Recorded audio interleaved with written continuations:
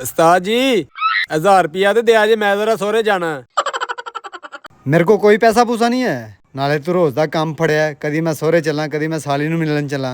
ध्यान ना काम कर रहा होके, कोई पैसा नहीं है, चल।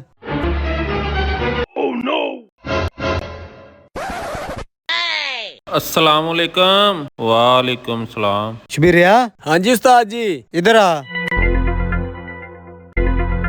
ए जा ना बोतल लेके आ। सानू पैसे देन लगे तेनू मौत पै जांदी है।